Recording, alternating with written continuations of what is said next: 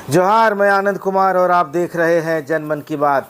दोस्तों, लोकसभा चुनाव 2024 का मतदान समाप्त हो गया है। एग्जिट पोल का जिन्न भी बाहर आ चुका है। इस जिन्न से जहां एनडीए खेमा उत्साहित है, वहीं इंडिया गठबंधन एग्जिट पोल को भाजपा का मीडिया मैनेजमेंट बताकर सिरे से खारिज कर रहा है।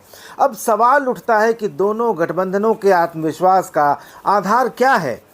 दोस्तों, मेरा मानना है कि यदि इंडिया गठबंधन अपने जातीय और समुदाय के समीकरण को साधने में सफल रहा है, तो फिर झारखंड सहित देश भर में अधिकतर एग्जिट पोल गलत साबित हो सकते हैं।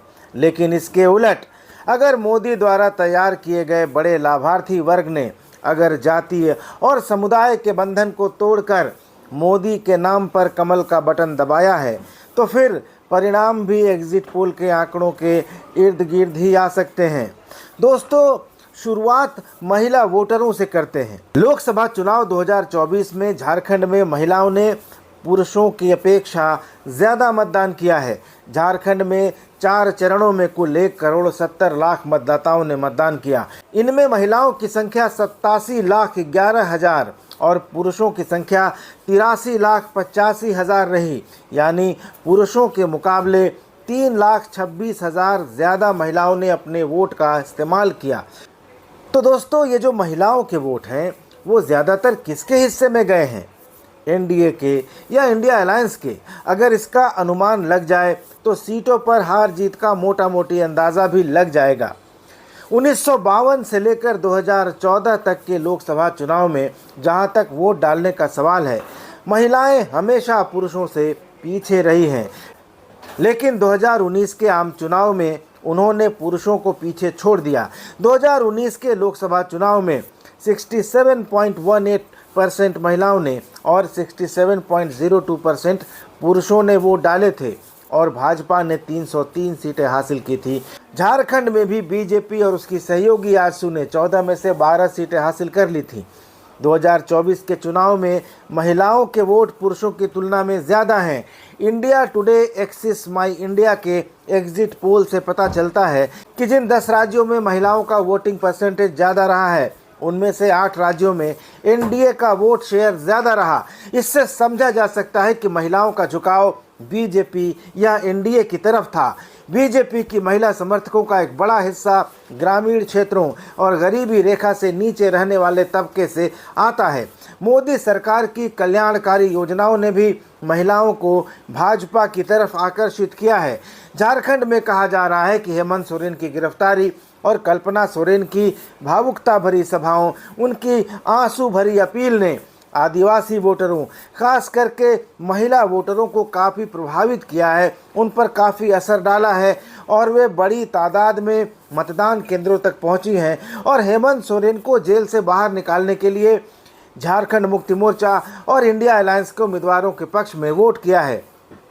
वहीं दूसरी तरफ बीजेपी का दावा है कि मोदी सरकार की लाभकारी योजनाओं से सबसे ज़्यादा फायदा महिलाओं को ही पहुंचा है, इसलिए महिलाओं ने बीजेपी के पक्ष में वोट दिया है। लेकिन क्या झारखंड में भी इस बार ऐसा ही है, या हेमंत सोरेन की गिरफ्तारी के बाद कल्पना सोरेन अपनी सभाओं में झारखंड की महिला वोटरों, खास तौर पर आदिवासी और अल्पसंख्यक महिला वोटरों को अपने पक्ष में करने में कितना सफल रही हैं, ये तो कल ही पता चल पाएगा। दोस्तों, अगर जातीय समीकरण के आधार पर देखें तो इंडिया अलायंस झारखंड में काफ़ी मजबूत दिखाई देता है और इतना मजबूत दिखता है कि बीजेपी के लिए उसको हरा पाना मुश्किल है, क्योंकि 25-26% आदिवासियों के ज़्यादातर हिस्से और करीब 15% मुसलमानों के वोट परंपरागत रूप से झारखंड मुक्ति मोर्चा और कांग्रेस को मिलते रहे हैं। इसके अलावा कुर्मी और यादव जैसी ओबीसी जातियों का वोट शेयर जेएमएम और कांग्रेस को मिलता रहा है। ऐसे में जातीय समीकरणों के आधार पर भाजपा को हरा देना बहुत आसान लगता है। लेकिन 2014 और 2019 में भारतीय जनता पार्टी की 12-12 सीटों पर जीत ने दिखाया है कि हिंदुत्व, राष्ट्रवाद और मोदी सरकार की कल्याणकारी लाभकारी योजनाओं से उपजा लाभार्थी वर्ग बीजेपी को वोट करता रहा है। लेकिन 2014 और 2019 के मुकाबले इस बार झारखंड में हालात थोड़े बदले से दिखाई दे रहे थे। इंडिया अलायंस एकजुट होकर लड़ा। और हेमंत सोरेन की ईडी द्वारा गिरफ्तारी के बाद जिस तरह कल्पना सोरेन ने झारखंड मुक्ति मोर्चा और इंडिया अलायंस का आगे बढ़कर नेतृत्व किया, उससे हालात बदले हैं। भारतीय जनता पार्टी का संगठन भी इस बार बिखरा बिखरा दिखा है और वोटरों में इस बार ज़्यादा चुनाव को लेकर कोई उत्साह दिखाई नहीं दे रहा है।